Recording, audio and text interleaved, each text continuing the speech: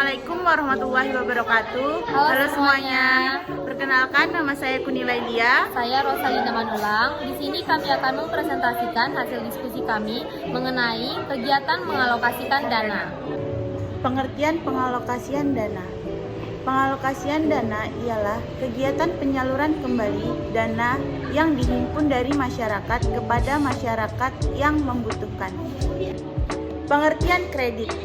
Kredit menurut Undang-Undang Perbankan Nomor 10 Tahun 1998, penyediaan uang atau tagihan yang dapat dipersamakan dengan itu berdasarkan persetujuan atau kesepakatan pinjam-meminjam antar bank dengan pihak lain yang mewajibkan pihak peminjam melunasi utangnya setelah jangka waktu tertentu dengan pemberian bunga.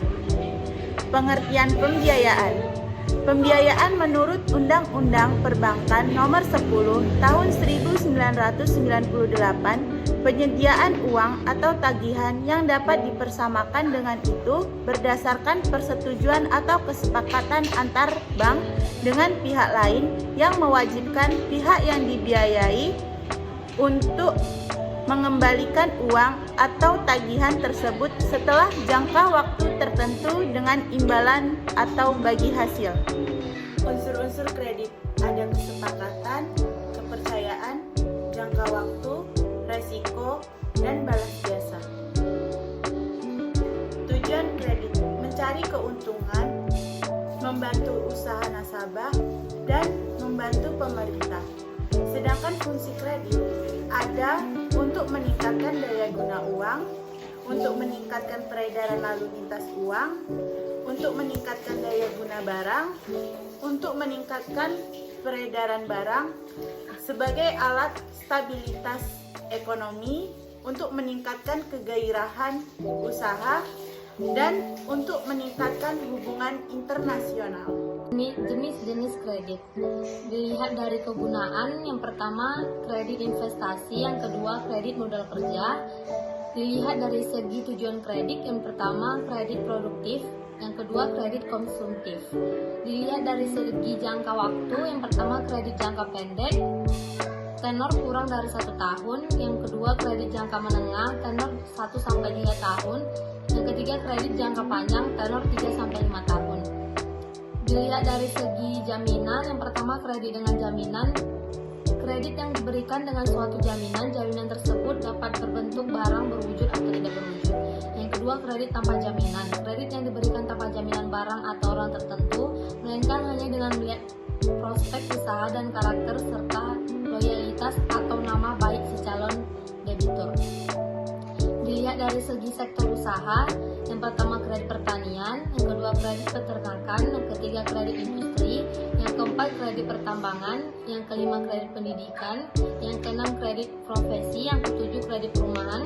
Yang terakhir, kredit sektor lainnya. Analisis 5C kredit. Yang pertama, karakter. Suatu keyakinan bahwa sifat atau watak dari orang-orang yang akan diberikan benar-benar dipercaya. Yang kedua, capacity. Untuk melihat nasabah dalam kemampuannya dalam bidang bisnis yang dihubungkan dengan pendidikannya. Kemampuan bisnisnya juga diukur dengan kemampuannya memahami ketentuan-ketentuan pemerintah. Yang tiga, kapital. Untuk melihat penggunaan modal apakah efektif, dilihat dari laporan keuangan dengan melakukan pengukuran rasio keuangan seperti solvabilitas, pasar aktivitas, dan profibilitas. Yang keempat, kolateral, merupakan jaminan yang diberikan oleh calon nasabah baik yang bersifat fisik maupun non-fisik. Dan terakhir, condition. Dalam menilai kredit, hendaknya juga dinilai kondisi ekonomi dan politik saat ini dan di masa yang akan datang sesuai sektor masing-masing, serta prospek usaha dari sektor yang dijalankan calon nasabah. Penilaian kredit metode 7P. Yang pertama, personality, menilai nasabah dari kepribadiannya atau tingkah lakunya maupun masa lalunya. Yang kedua, party, mengklasifikasikan nasabah ke dalam klasifikasi tertentu berdasar modal, loyalitas, serta karakter. Yang ketiga, purpose, untuk mengetahui tujuan nasabah dalam mengambil kredit. Yang keempat, prospek, menilai usaha nasabah di masa yang akan datang apakah menguntungkan atau tidak. Yang kelima, payment, mengukur bagaimana cara nasabah mengembalikan kredit yang telah diambil. Yang keenam, profitability, menganalisis bagaimana kemampuan nasabah dalam mencari laba, dan yang terakhir, protection, menjaga agar usaha dan jaminan mendapatkan perlindungan. Teknik penyelesaian kredit macet. Yang pertama, rescheduling, memperpanjang jangka waktu kredit dan memperpanjang jangka waktu angsuran. Yang kedua, restructuring dengan menambah jumlah kredit dan dengan menambah equity. Yang ketiga, reconditioning, kapitalisasi bunga, penundaan pembayaran bunga sampai waktu tertentu, dan penurunan suku bunga dan pembebasan bunga. Yang keempat, kombinasi rescheduling, restructuring, dan reconditioning. Dan yang terakhir, penyitaan jaminan, komponen-komponen dalam menentukan bunga kredit.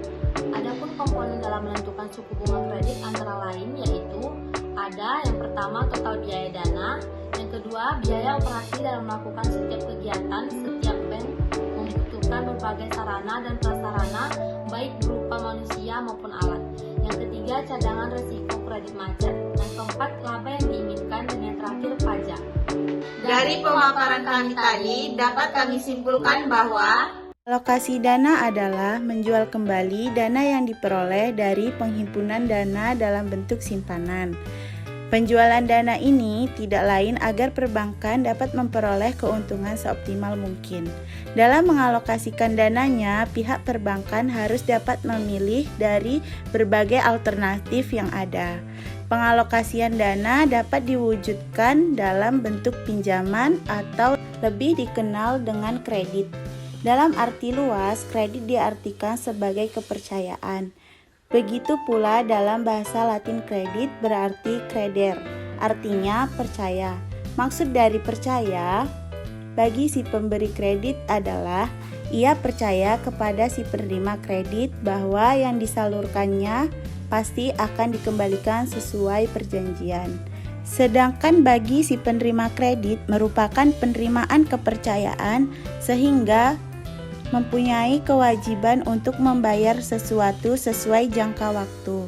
Sebelum kredit diberikan, untuk meyakinkan bank bahwa si nasabah benar-benar dapat dipercaya, maka bank terlebih dahulu mengadakan analisis kredit mencakup latar belakang nasabah atau perusahaan, prospek usahanya, jaminan yang diberikan, serta faktor-faktor lainnya.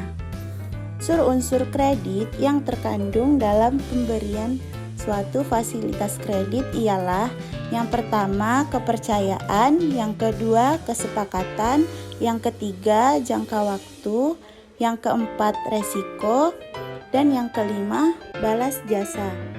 Adapun tujuan utama pemberian suatu kredit ialah yang pertama mencari keuntungan, yang kedua membantu usaha nasabah, dan yang ketiga membantu pemerintah.